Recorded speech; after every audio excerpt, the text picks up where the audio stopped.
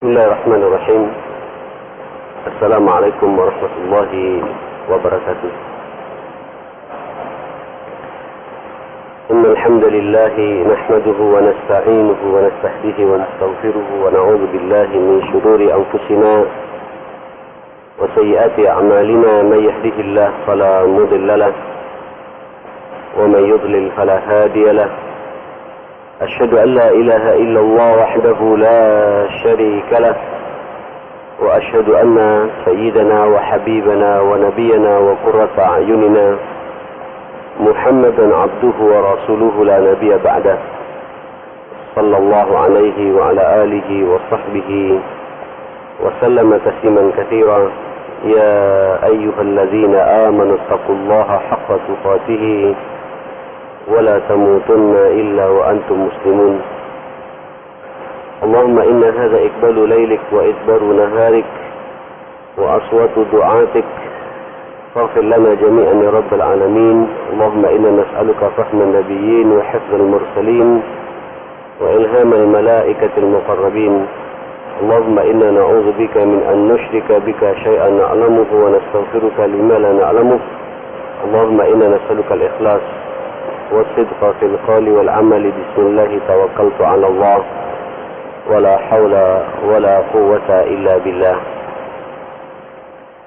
Kita masih bersama dengan Ali bin Abi Thalib karramallahu wajhah, dan kita pun juga sudah membahas panjang lebar tentang syakhsiyatu Ali.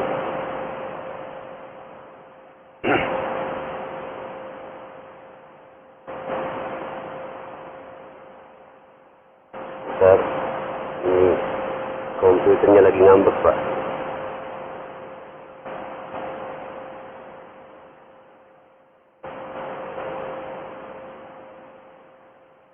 Dan pada waktu yang lalu kita sudah bahas panjang lebar tentang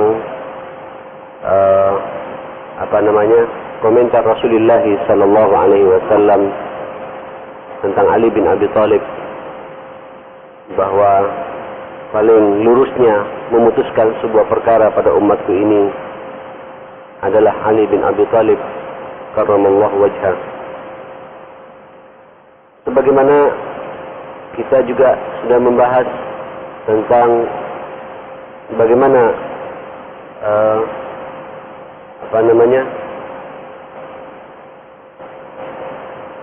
tawadhu'nya Ali bin Abi Thalib, kejujurannya, zuhudnya. Telah banyak ulama-ulama salaf menggambarkan kepada kita tentang syakhsiyatu Ali bin Abi Thalib karramallahu wajhah. Pada malam ini jemaah sekalian, saya tertarik untuk ada sebuah kata yang sangat indah yang dibahasakan oleh Ali bin Abi Thalib ketika berbicara tentang takwa Allah, tentang takwa kepada Allah Subhanahu wa taala. Ketika Allah Subhanahu wa taala menyampaikan kepada Rasulullah sallallahu alaihi wasallam, "Ya ayyuhalladzina amanu taqullaha haqqa tuqatih wa la tamutunna illa wa antum muslimun." Wahai orang-orang yang beriman, bertakwalah kalian kepada Allah dengan sebenar-benarnya takwa, haqqa tuqatih, wa la tamutunna illa wa antum muslimun. Janganlah kalian meninggalkan dunia yang fana ini, mati, kecuali kata Allah Subhanahu wa taala benar-benar wa antum muslimun, kalian sudah totalitas memegang Islam ini. Ali bin Abi Thalib radhiyallahu anhu mengomentari kata-kata haqqa tuqatih ini dengan pemahaman yang sangat dalam sekali. Ya, apa makna takwa? Walaupun kalau jumhur ulama mencoba untuk mengomentari kata-kata takwa ini adalah ittiba' awamirillah wa ijtinabu nawahihi, melaksanakan semua perintah-perintah Allah dan menjauhi semua larangan-larangan Allah. Ini yang biasa khatib Jumat selalu berbicara di atas mimbar seperti itu. Umar beda lagi. Takwa itu mengilustrasikan ibarat orang mau bepergian jauh harus lewat hutan. Di hutan itu ada harimau, ada macan, ada serigala, ada ular, ada onak, ada duri. Ada batu yang sangat terjal, resikonya kalau jatuh bisa meninggal. Pasti kita ada kehati-hatian di situ. Kita siapkan pedang kita siapkan senjata kita. Kemudian kita berangkat dengan tawakal kepada Allah. Kehati-hatian dan persiapan yang seperti itu, itulah takwa, kata Umar bin Khattab radhiyallahu anhu. Ali sangat indah jemaah sekalian mengomentari takwa ini. Apa takwa ini? Beliau mengatakan at-taqwa, takwa, kata Ali bin Abi Thalib, subhanallah, khauful jalil, punya perasaan takut kepada al-jalil, punya perasaan takut kepada Rabbul Jalil, Allah yang maha besar ini. Luar biasa ini jemaah sekalian. Jadi ukuran ketakwaan kita itu berbanding lurus dengan perasaan takut kita kepada Allah yang telah menciptakan kita ini. Takut Pak ya, bicara takut ini mudah ya kita ilustrasikan, tapi kenyataan di lapangan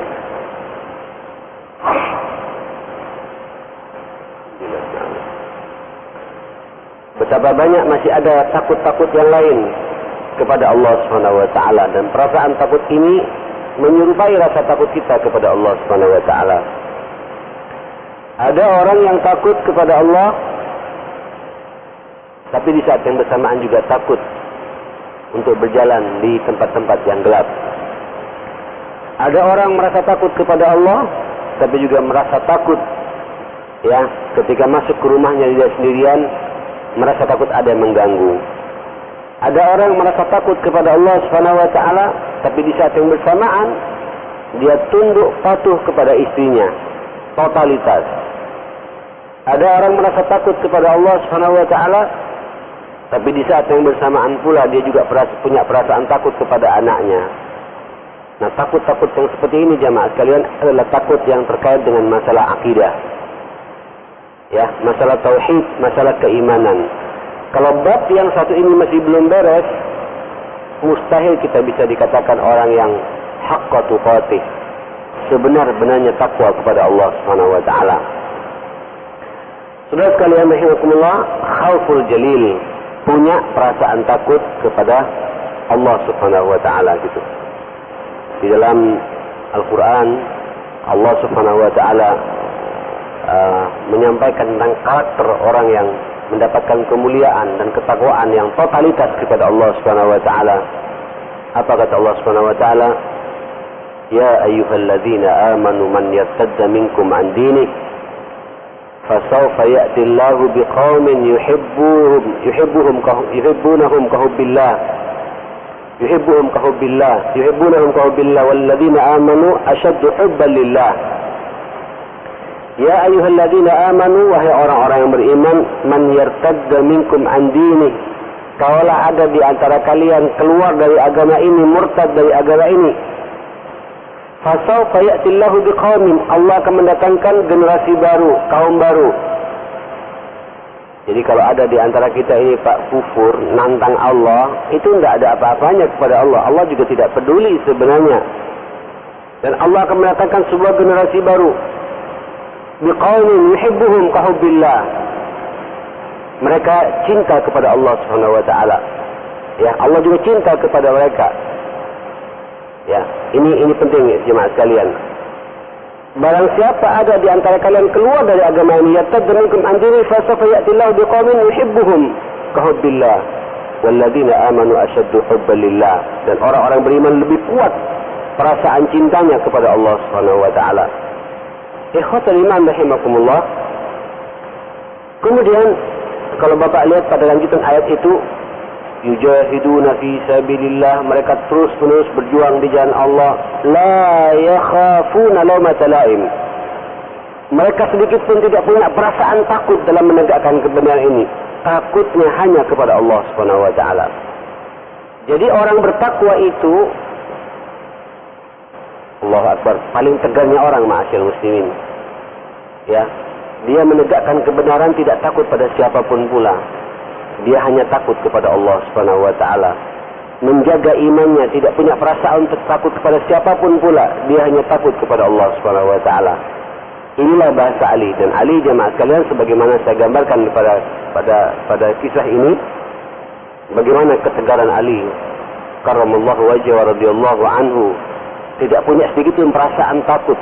Iman telah ada pada dada dia sejak kecil, telah dibuktikan ketika Rasulullah sallallahu alaihi wasallam mau hijrah ke mana? Ke Madinah, dan telah dikepung oleh sekian banyak pemuda-pemuda kufar Quraisy pada waktu itu untuk membunuh Rasulullah sallallahu alaihi wasallam. Kemudian Ali diperintah untuk tidur di tempat tidurnya dan berselimut dengan selimutnya Rasulullah sallallahu alaihi wasallam. Resikonya kalau kemudian orang kufar ini tidak berpikir panjang, langsung ditebas pada waktu itu, wafatlah Ali ini, meninggallah Ali ini.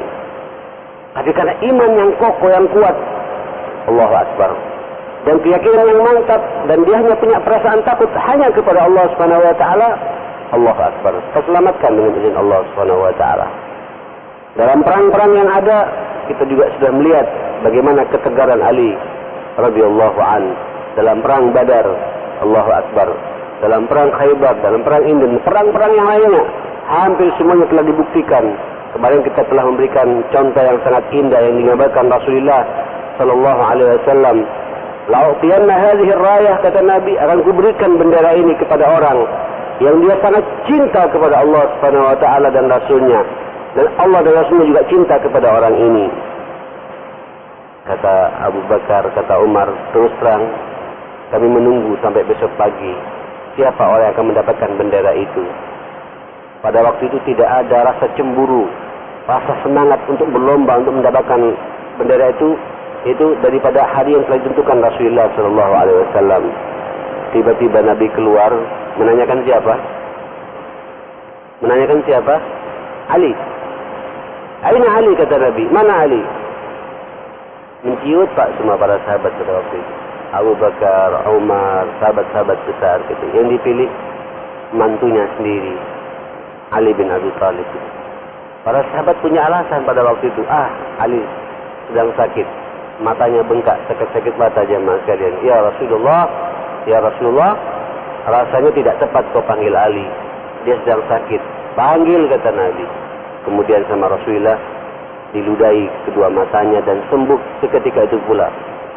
Begitu sembuh langsung bangkit Ali radhiyallahu anhu dan mengatakan, "Uqatiluhum ya Rasulullah."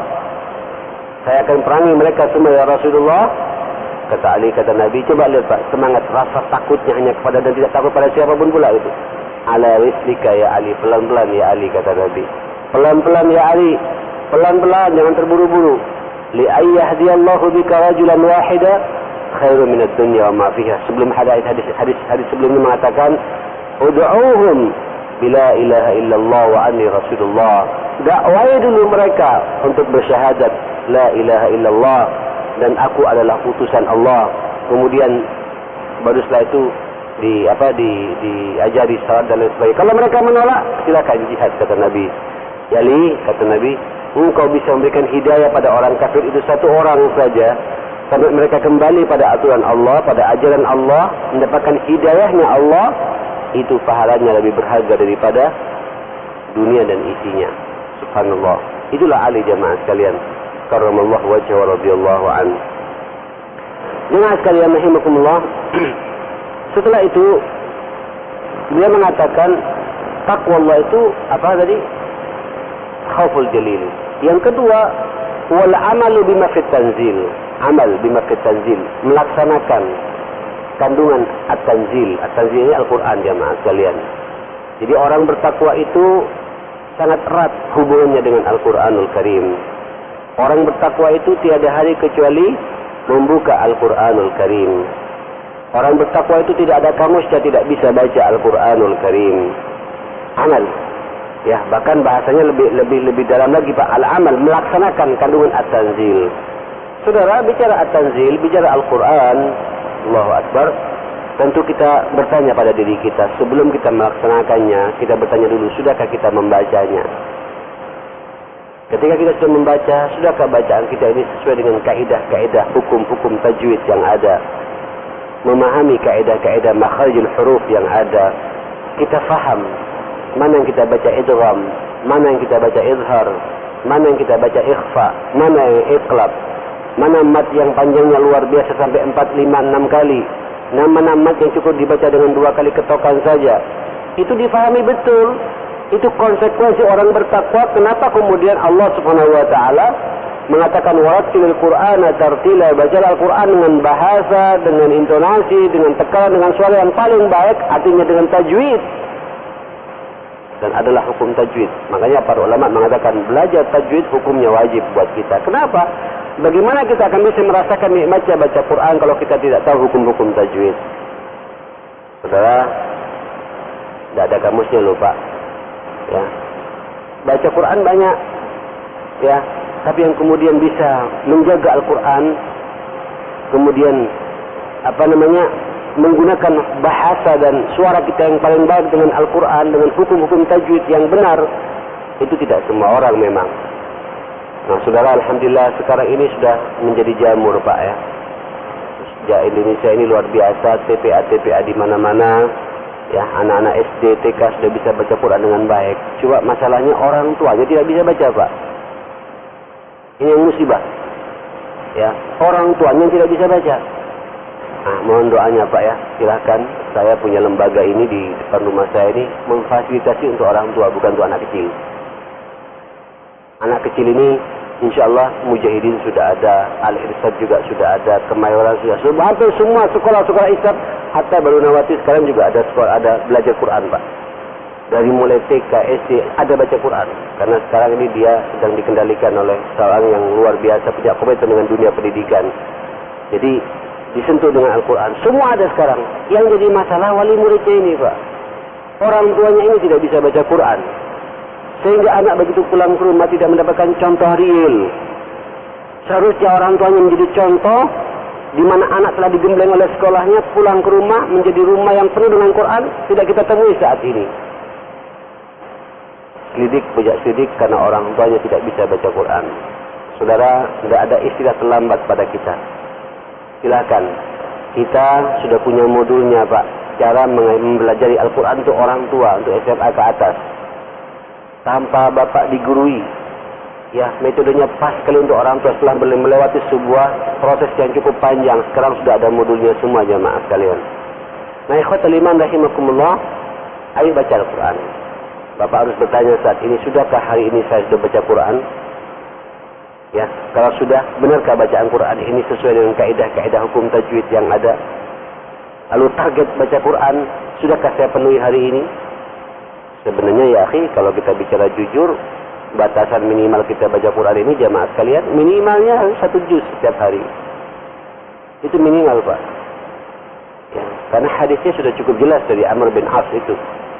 Abdullah bin Amr bin As ketika berdialog dengan Rasulullah SAW cukup panjang, sehingga terjadi tawar-menawar baca Quran. Kata Nabi, bacalah Al-Quran setiap 1 bulan 1 kali khataman. Berarti setiap bulan, setiap harinya 1 juz kan ya. Kalau tidak bisa, kata Nabi, kau sudah terbiasa banyak, oke, setiap hari 1,5 juz.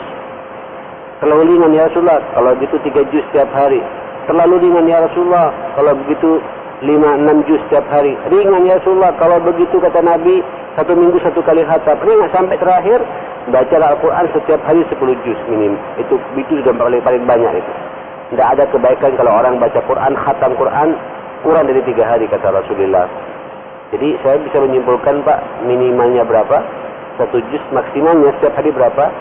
10 juz. Kita ngambil yang mana ini Pak? Jujur, kita ngambil yang mana saat ini? Ini mohon maaf, ini kita jamaah mujahidin, jamaah tetap di sini. Sudahkah kita tiap hari baca Quran 1 juz?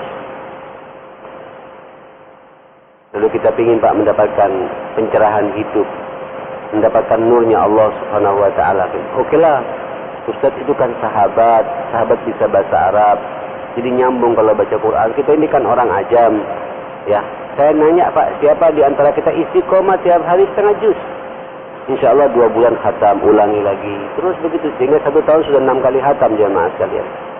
Wah, kita ini kadang-kadang bisa baca Quran nunggu Ramadan, Pak. Ya, nunggu Ramadan, nunggu tadarusan.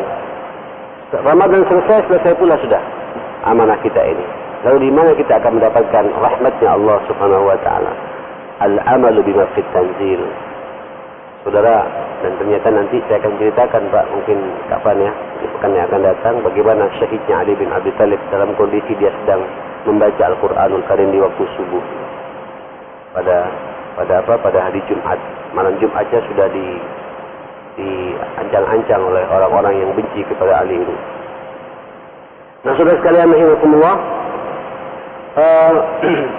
kemudian yang keberapa? Yang ketiga kata Ali, takwa ini adalah Allahu Akbar, ar-ridha bil qalil, ridha dengan takdir Allah walaupun hanya sedikit. Ya, kalau bahasa simpelnya sih, yakin betul, ridha betul dengan takdirnya Allah Subhanahu wa taala. Ya, Pak ya. Sampai ngaji begini ini atas takdir Allah Subhanahu wa taala. Sampai pulang nanti ke rumah tiba-tiba sakit juga takdirnya Allah Subhanahu wa taala. Sampai bekerja tapi hasilnya sedikit. Selama sampai bekerja sampai tidak akan merengut. Allah menakdirkan saya mendapatkan hasil begini gitu. Hati-hati jamaah sekalian, ini tidak mudah, Pak, tidak mudah.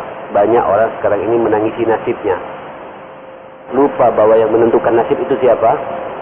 Allah Subhanahu wa taala. Orang beriman, orang yang bertakwa itu, kata Ali bin Abi Thalib, apapun yang menimpa, nahnu namshi ma'a qada illa wa qadari. Kami ini berjalan di atas qada dan takdirnya Allah Subhanahu wa taala. Yang penting, Pak, kita tidak membenturkan diri. Termasuk juga pemberian Allah sedikit kepada kita. Ada orang pada saat ini ikhwatal iman, ya, saya ini kurang apa? Bahasanya begitu, Pak. Ke pengajian tiap hari, salat tidak pernah absen 5 waktu di masjid, tahajud tiap malam, duha tiap hari. Kenapa Allah kok tetap menyengsarakan saya seperti ini? Nah, ini namanya nuntut Allah, Pak. Tidak percaya kepada takdirnya Allah Subhanahu wa taala. Ada pula orang, Pak, bekerja sudah cukup lama di kantor, mungkin puluhan tahun, belasan tahun, tiba-tiba datang pendatang baru, Pak, naik posisinya gitu. Masih muda gitu. Di atas kita jauh, dengan kita gitu. Siap enggak kita menerima kenyataan seperti itu? Ar-ridha bi qada'illah atau ar-ridha bil qalil. Ridha dengan ketentuan Allah, pemberian Allah yang hanya secuil seperti itu. Ikhwatul iman, Allah sebenarnya faham jemaah sekalian. Bisa saja, Pak, kita semua diberi sama rata oleh Allah Subhanahu wa taala. Tapi tidak adil di dunia ini kalau begitu jemaah sekalian. Allah faham ketika akan memberikan rezekinya kepada kita itu. Permintaan saudara, permintaan kita semua ketika minta sama Allah, pingin begini, pingin begitu, bukan tidak direspon oleh Allah. Direspon oleh Allah. Cuma Allah faham betul kalau diberi sekarang, celaka orang ini. Karena banyak di antara kita, Pak, tidak siap menerima kenyataan hidup yang penuh dengan rezeki ini. Maka Allah berikan rezeki kepada hambanya yang ia sukai jemaah sekalian. Karena ini kuat, ini tidak kuat. Sampai harus susudan kepada Allah Subhanahu wa taala. Yang penting ada usaha maksimal, apapun hasilnya kembali pada qada'nya Allah, takdirnya Allah Subhanahu wa taala. Allahu akbar. Ikhwatul iman, inilah takwa kepada Allah Subhanahu wa taala. Nah, terakhir ini yang paling penting saudara sekalian adalah Allahu akbar. Apa kata Ali bin Abi Thalib radhiyallahu an, yaitu al-isti'dadu biyaumir rahil, punya persiapan menghadapi hari kematian. Ya, orang bertakwa itu, Pak, kapanpun akan dipanggil oleh Allah, siap. Ya, siap. Ya. Masalahnya kita tidak tahu, ya akhi, kapan ajal itu menjemput kita, kapan kita akan dipanggil oleh Allah Subhanahu wa taala. Kalau tahu enak, Pak, ya. Ya, mat, banyak malaikat maut, Pak, ngomong sama saya, besok siap-siap, saya mau cabut nyawamu. Udah, Pak. Mulai malam ini saya sudah bersih diri, Pak, mandi, istighfar yang banyak, taubat, menangisi semua kesalahan. Insya Allah tersudah semua. Masalahnya kita tidak tahu. Yang tahu Allah Subhanahu wa taala. Orang bertakwa itu, Pak, selalu siap. Kapan dipanggil oleh Allah? Apakah di pasar, apakah di kantor, apakah di mall, apakah di masjid, kapanpun pula siap menghadapi kenyataan hidup ini jamaah sekalian. Nah, saudara-saudara sekalian rahimakumullah, Kita harus sadar masalah-masalah seperti ini. Wa idza jaa ajaluhum la yastakhiruna sa'atan wa la yastaqdimun. Dan ketika ajal sudah tiba ma'asyiral muslimin, itu tidak bisa dipercepat, juga tidak bisa diperlambat. Dan ini rahasia Allah Subhanahu wa taala. Tinggal bagaimana kita dalam hidup ini mempersiapkan diri kita, isti'dad biar merahil. Dan kecerdasan seseorang, kata Nabi sallallahu alaihi wasallam, orang dikatakan cerdas dalam hidup ini manakala punya orientasi akhirat. Selalu saya sampaikan dalam banyak khutbah-khutbah saya, ceramah-ceramah saya, betapa Rasulullah sallallahu alaihi wasallam mengatakan karakter orang beriman itu al-mu'min kayyisun fatinun. Orang mukmin itu kayyis dan fatin. Fatin kita tahu Pak, cerdas, pinter. Tidak ada kamusnya orang mukmin ini tell me. Ya, mukmin ini pasti cerdas, berpikir ke depan. Tapi kayyis, apa kayyis itu? Ini sifat yang pertama yang meramu karakter bagi seorang mukmin. Wal kayyisu man dana nafsahu wa amila lima ba'dal maut. Orang kayyis itu adalah orang yang selalu mengevaluasi dirinya, menghitung-hitung dirinya. Jamaah sekalian, saya sekarang sudah masuk di muqaddimah bulan Muharram. Berarti umur saya secara hitung-hitungan bertambah, tapi jatah hidup saya berkurang. Itu dievaluasi Pak. Sekarang umur saya sudah 50 tahun. Kalau saya balik sejak umur 15 tahun, 35 tahun, kira-kira saya bisa mempertanggungjawabkan tidak di hadapan Allah Subhanahu wa taala. Bertambah tidak amal saleh saya, bertambah tidak iman saya semakin hari ini, atau semakin banyak maksiatnya. Ini dihitung-hitung Pak. Mandana nafsah. Ilmunya dihitung-hitung, kekayaannya juga dihitung-hitung. Tepat enggak alokasinya di jalan Allah atau tidak? Itu adalah hitungan semua jemaah sekalian. Akhlaknya juga dihitung-hitung. Semakin hari saya semakin tenang, semakin tawadu, semakin sabar, atau bagaimana? Allahu Akbar. Saudara, apa kata Nabi? Mandana nafsah. Yang kedua apa? Wa amila lima ba'dal maut. Kalau kemudian dia harus beraktivitas, aktivitasnya itu jemaah sekalian lima ba'dal maut. Tidak hanya untuk apa yang kita kerjakan untuk sekarang, tidak Pak. Tapi apa yang saya kerjakan sebagai sanggup saya menuju akhirat gitu. Sehingga langkah-langkahnya, semua perbuatannya, apapun yang kita lakukan dalam hidup ini untuk sanggup saya menuju akhirat gitu. Insya Allah sih Pak, kalau ngaji begini semua sudah bekalan akhirat kita ya. Tapi nanti ketika sampai bekerja dari mulai jam 7 sampai nanti jam 4 sore gitu, benarkah itu sanggup buat akhirat kita? Tidak main-main ya akhir ini. Nah inilah Pak, pentingnya kita menata hati, menata niat. Ayo, apa yang kita perbuat ini sanggup saya. Sehingga nanti Pak, langkah-langkah kita, perbuatan kita, sikap kita, omongan kita, semuanya dalam rangka mencari ridhanya Allah sebagai sanggup bekalan kita menuju akhirat. Sehingga nanti ketika dipanggil oleh Allah Subhanahu wa taala, apapun kondisi kita, mohon maaf ya akhi, hatta bapak nanti kita meninggal, anak kita semua Pak meninggal, di kamar mandi pun tidak perlu takut. Karena saya begitu masuk kamar mandi, saya sudah berdoa kepada Allah Subhanahu wa taala. Allahumma inni a'udzubika minal khubuthi wal khaba'ith. Hatta kita meninggal dalam kondisi tidak pakai baju Pak. Di saat kita dengan suasana kayak gitu, kenapa? Siap menuju akhirat Allah Subhanahu wa taala. Di manapun, itulah karakter orang mukmin jemaah sekalian. Inilah kata-kata takwa yang diabadikan oleh Ali bin Abi Thalib. Mudah-mudahan kita semua termasuk orang yang mendapatkan takwa dari Allah Subhanahu wa taala. Dan mudah-mudahan kita semua dipanjangkan umur kita karena taat kepada Allah, karena takwa kepada Allah Subhanahu wa taala, dan semua dosa-dosa kita diampuni oleh Allah Subhanahu wa taala. Rabbana atina fid dunya hasanah wa fil akhirati hasanah wa qina azabannar. Rabbana ighfir lana wa tub 'alaina innaka antat tawwabur rahim. Wa sallallahu ala sayidina Muhammadin wa alihi wa sahbihi wa sallam. Walhamdulillahi rabbil alamin. Wallahu a'lam. Assalamualaikum warahmatullahi wabarakatuh.